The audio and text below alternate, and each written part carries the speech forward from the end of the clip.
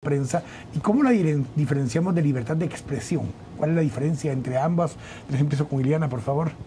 Bueno, yo creo que son derechos fundamentales muy poco valorados, Quique, muy poco reivindicados.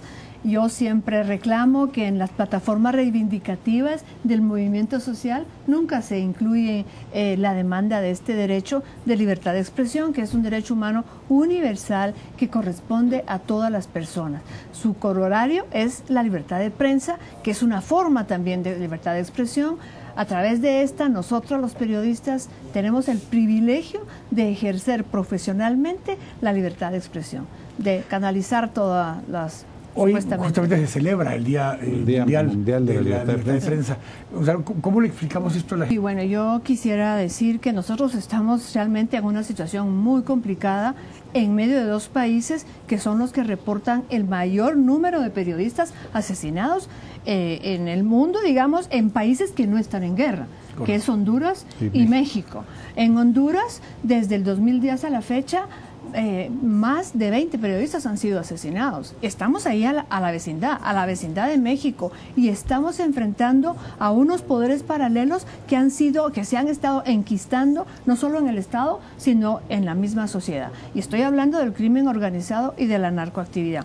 Y sucede algo muy curioso, porque según los reportes que nosotros tenemos, el año pasado, por ejemplo, hubo 33 agresiones en contra de la prensa.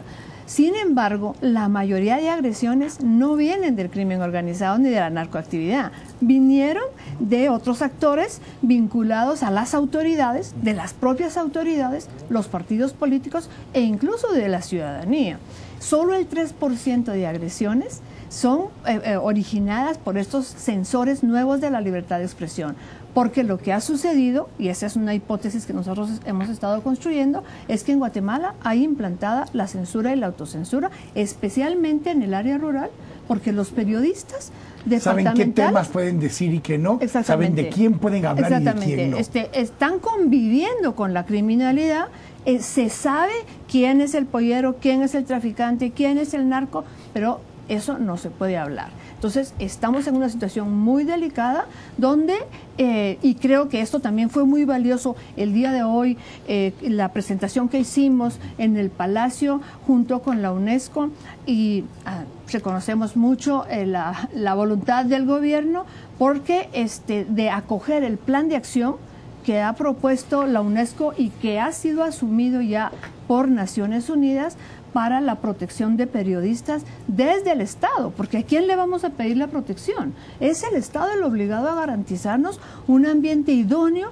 para el ejercicio de la profesión. Justamente cuando se dan estas cosas, Gonzalo, y donde termina habiendo autocensura o temor de hablar de temas o de personajes en particular, el que pierde principalmente no es el periodista necesariamente, es la población que deja de ser informado de temas que son demasiado importantes.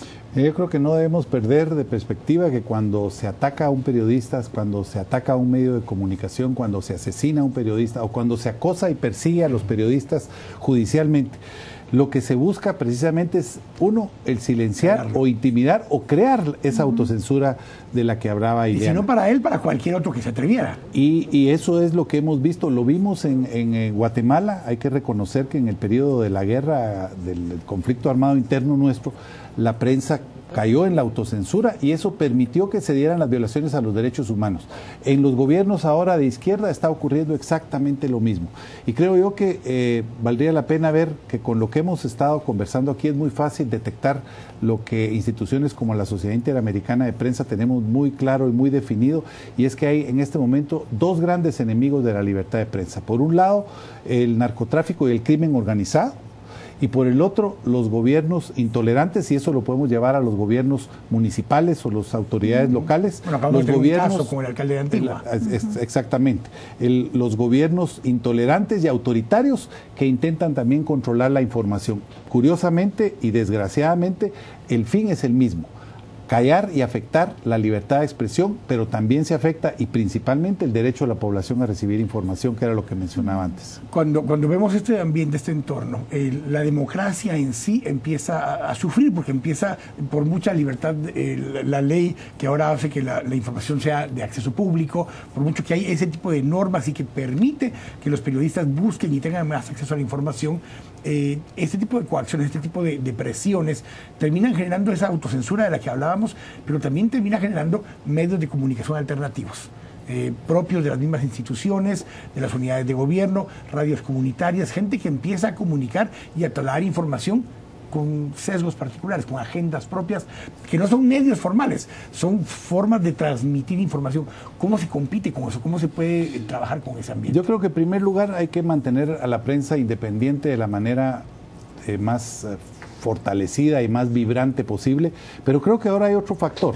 En contrapeso a todo eso existen las redes sociales. Correcto. Que se han convertido en una fuerza importante de información y de libertad de expresión. Por eso creo yo que hoy en día puede haber mayor sensibilidad en la sociedad cuando hablemos de libertad de expresión. Hay que recordar que tuvimos el caso en Guatemala de un bloguero que fue detenido y por la ley de libertad, por el tema del pánico financiero, por eso lo encarcelan. Pero sale libre porque precisamente se logra probar que lo que él estaba haciendo era haciendo uso de su libertad de expresión.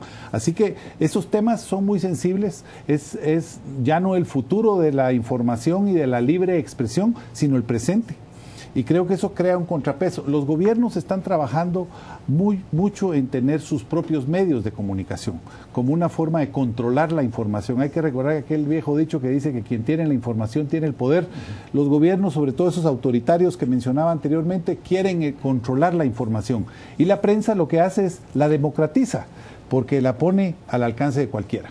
Liliana, yo le hacía una primera pregunta a Gonzalo con respecto al tema de los medios, porque hemos detectado dos temas: el tema de narcotráfico, crimen organizado, y el tema de gobiernos. Pero también vienen presiones que, aunque los medios no sean un negocio per se, necesitan recursos para poder operar, necesitan poder tener anunciantes, y hay también presiones de empresas que dicen: si usted publica este tipo de información, yo ya no voy a pautar con usted. Así es, y eso sí que ha sido un gran dilema, porque como tú bien decís, pues se entiende que una empresa tiene que subsistir a través o de la pauta o de la venta del servicio y tal.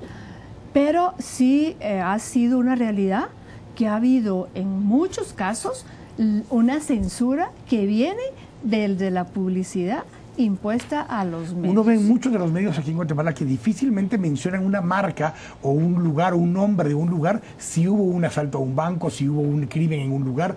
Se evita y se pone en un hotel reconocido, en un banco que está en tal y tal lugar. Muchas veces se autocensura el mismo medio para no poner en riesgo que esa misma empresa siga pautando en el medio. Exactamente, eso ha existido no de ahora. Ahora los nuevos censores son estos de los que hemos hablado. Pero yo quería retomar algo en relación con el papel que juega la prensa en la construcción de la democracia. Siempre se argumenta que es la libertad de prensa la que sirve de parámetro para medir la democracia de un país. Pero es muy difícil encontrar, y esto Gonzalo lo sabe, quién promueve y protege la libertad de prensa, si no es un derecho, como decíamos al principio, valorado altamente, ni el periodista tampoco. O sea, la sociedad no está interesada en la defensa de sus comunicadores, que son realmente los que van mediando, van enviando, transmitiendo toda esa información de los hechos que ocurren en una realidad. Y yo solo quisiera mencionar que es evidente que si en una democracia no hay libertad de prensa, no puede hablarse de democracia absoluta. El que controla la información puede controlar a las personas para ir a votar incluso y distorsionar los procesos electorales. Por eso creo yo que a mayor flujo informativo, mayor democracia. Si hubiera más medios de comunicación, lamentablemente hoy en día es muy difícil crear nuevos medios precisamente por el costo económico que tienen, pero a mayor a mayor diversidad de información y de opinión, a mayor intercambio de opiniones, flujo informativo, la democracia se fortalece.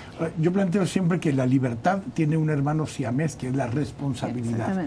Tiene que poder haber una responsabilidad junto a esa libertad de poder expresarse y poder compartir. Y la responsabilidad viene de poder hacer una investigación adecuada, tener las dos partes, un proceso periodístico completo e integral, no simplemente poder poner sobre la mesa algún tema sin haber sido verificado. Esa responsabilidad también fortalece la democracia dentro de este concepto. Sí, porque no hay libertades absolutas. Mi libertad termina donde comienza la tuya. Y eso es realmente una discusión que tenemos que generar dentro del medio, y especialmente todo el tema de ética, de responsabilidad, de corresponsabilidad, porque no podemos solo demandar, sino tenemos también una responsabilidad profesional, ¿verdad?, en relación con el trabajo que hacemos. Pero quería también mencionar lo que decía Gonzalo.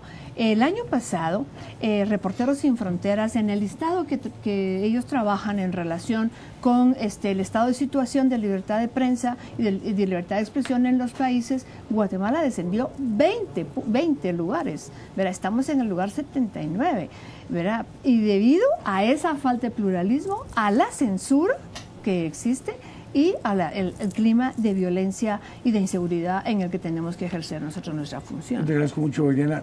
Gonzalo, agradezco muchísimo. Gracias, los tiempos son un poco cortos acá, pero es un tema importante que queríamos poder compartir hoy, que estamos en el Día Internacional de la Libertad de Prensa. Así que gracias. Es muy importante la entrevista. Gracias. Muchas gracias a los dos. Y a ustedes los invito a que nos acompañen. Vamos ahora a la cápsula de opinión de Estuardo Zapeta.